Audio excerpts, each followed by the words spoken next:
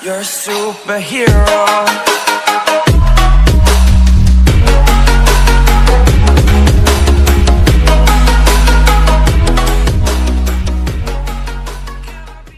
चलो चलो चलो let's go, let's start this session. So हम लोग क्या कर रहे थे, हम लोग चलते चलते घूमते घूमते chapter number 5 fundamental unit of life cell के बारे में पढ़ रहे थे। और लास्ट लेक्चर में जहाँ पे वीडियो वर्टिकल बनाया था और वो वर्टिकल वीडियो में हमने माइक्रोस्कोप के बारे में समझा था।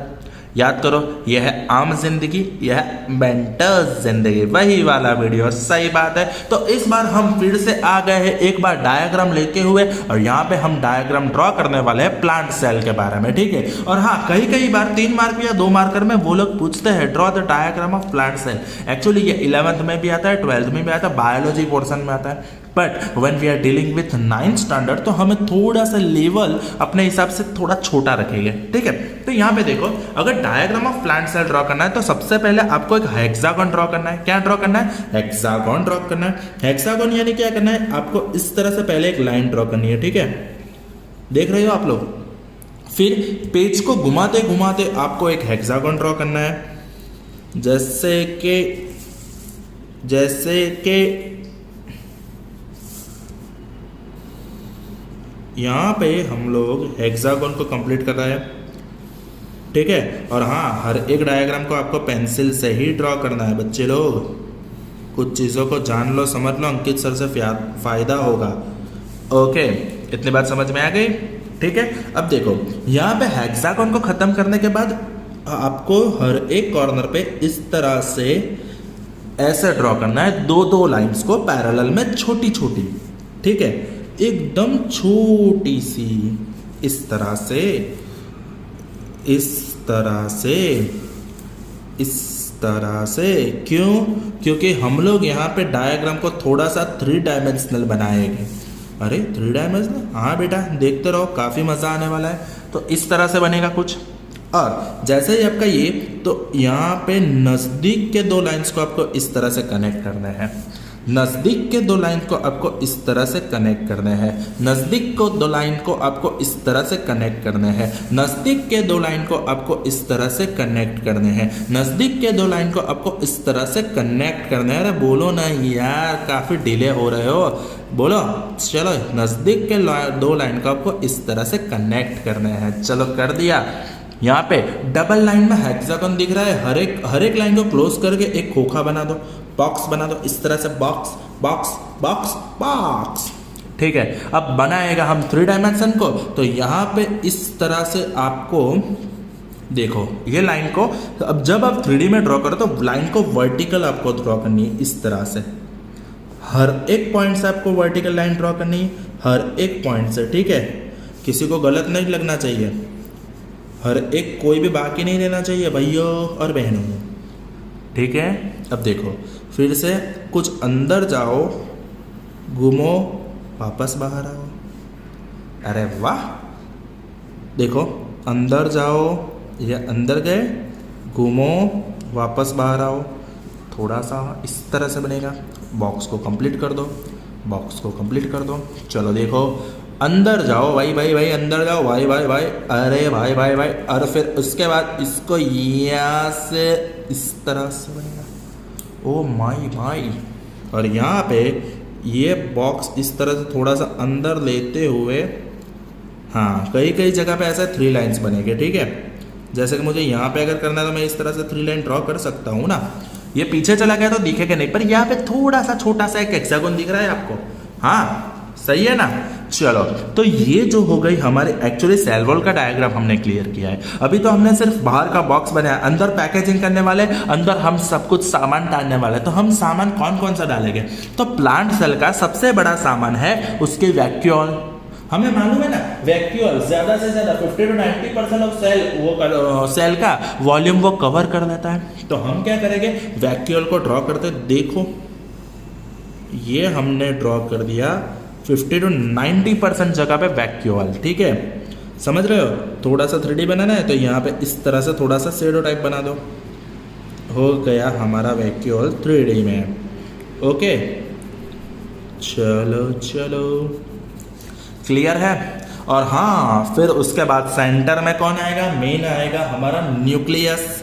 तो न्यूक्लियस को ड्रॉ करना है तो पहले इस तरह से सर्कल ड्रॉ कर दो, ठीक है।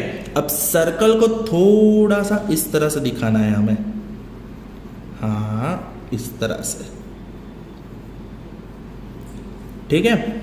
और फिर यहाँ पे हमें कुछ इस तरह से पोर्स दिखाने हैं अपने। फिर यहाँ पे कुछ क्रोमेटिन मटेरियल, याद करो क्रोमोसोम्स, क्रोमेटिन मटेरियल, ठीक है। ये दिखा दिया हमने न्यूक्लियस को। और न्यूक्लियस के इर्द गिर्द होते हैं हमारे एंडोप्लाज्मिक रेटिकुलम नाम के कुछ शख्सियत, यहाँ पे आप लोग देख सकते हो।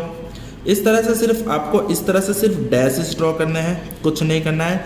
और हाँ, कई कई डैशेस पे आपको क्या करना होगा, आपको कई कई डैशेस पे पॉइंट्स रखने हैं, क्योंकि वो हो गए हमारे रिबोसोम्स वाले रफ एंडोप्लाज्मिक रेटिकुलम, और ये बन गए मेरे स्मूथ एंडोप्लाज्मिक रेटिकुलम। चलो इतनी बात समझ में आ गई, ठीक है। 1 बाय 1 पहले सेल वॉल ड्रॉ किया, फिर हमने क्या ड्रॉ किया, वैक्यूल को ड्रॉ किया, वैक्यूल को ड्रॉ करने के बाद न्यूक्लियस को ड्रॉ किया, न्यूक्लियस को ड्रॉ करने के बाद एंडोप्लाज्मिक रेटिकुलम को ड्रॉ किया है। अब हम थोड़े से छोटे छोटे पार्ट लेके, जैसे कि हमारी गोल्गी बॉडी। चलो पहले सबसे पहला मेन पावर हाउस को ले लेते हैं हम, ठीक है। तो देखो पावर हाउस यानी कि माइटोकॉन्ड्रिया को ड्रॉ करना है। पहले इस तरह से कैप्सूल शेप बना दो, ठीक है। और कैप्सूल शेप को बनाने के बाद आपको कुछ नहीं करना है, इस तरह से बॉडी को ड्रॉ करो, फिर यहाँ पे इस तरह से 3D में कनेक्ट कर दो, बस खत्म। समझ रहे हो? फिर से देख लो, इस तरह से कैप्सूल बना दिया थोड़ा सा, ओके। और कैप्सूल को बनाने के बाद कुछ नहीं करना है, आपको यहाँ पे इस तरह से आउटलाइन ड्रॉ करनी है। फिर ये बनाए, ये बनाए, ये कनेक्ट हो गया, और यहाँ पे सिर दिखा दो, खत्म। इजी, हॉट डॉग जैसा लगता है ना? हाँ। अभी देखो यहाँ पे हम लोग बनाएंगे अपनी गोल्गी बॉडी। गोल्गी बॉडी में कुछ नहीं करना है, जैसे कि पेंडुलम कैसा होता है, टिंग टोंग टिंग टोंग टिंग टोंग टिंग Tong.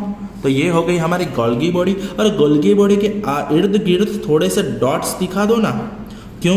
Lysosome, suicidal bag, suicide bombers, याद आ गया? ओके।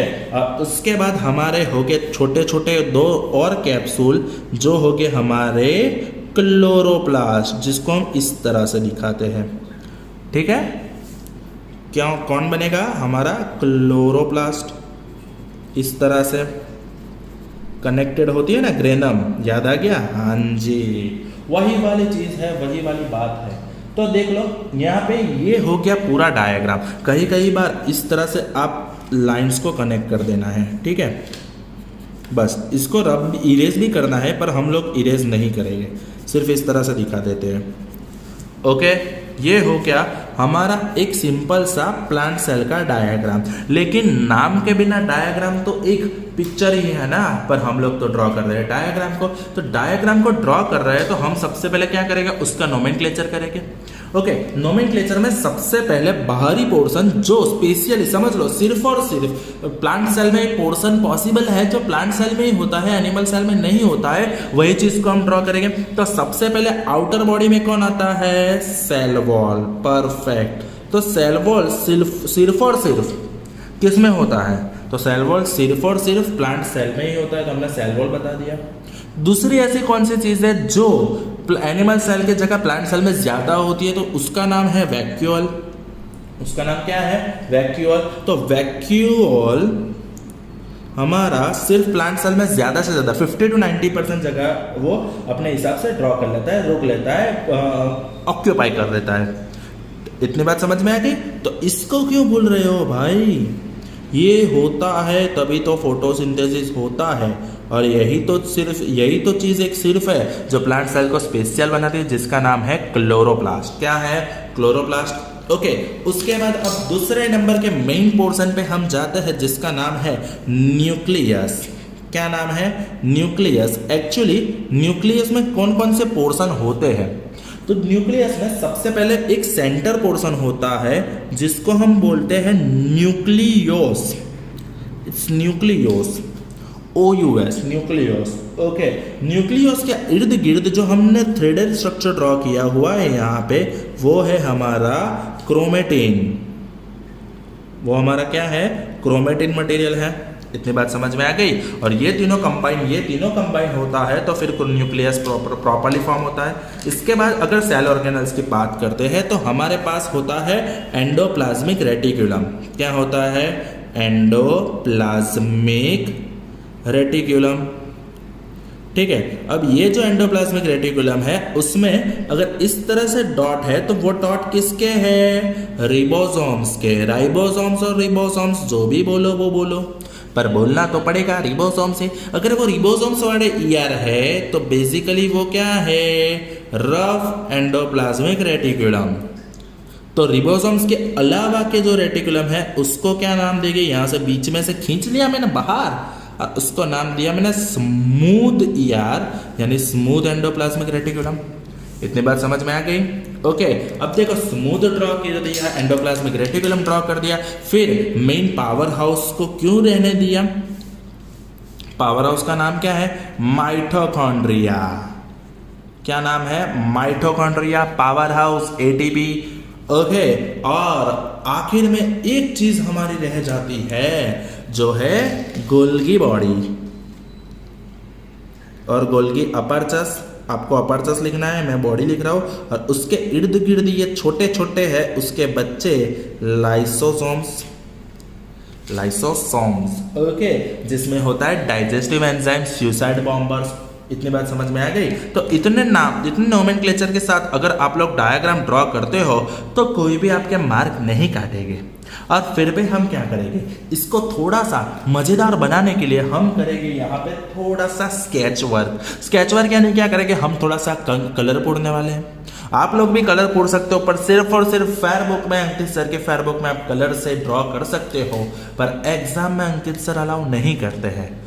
ओके, तो हम क्या करेंगे? यहाँ पे थोड़ा सा कलर पूरेंगे। आप भी अपने हिसाब से कलर पूर के आप लोगों को क्या करना है? प्लांट सेल का डायग्राम की इमेज आप हर एक को ग्रुप में सेंड करोगे।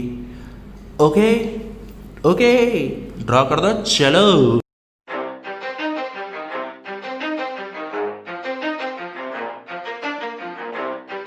You ready?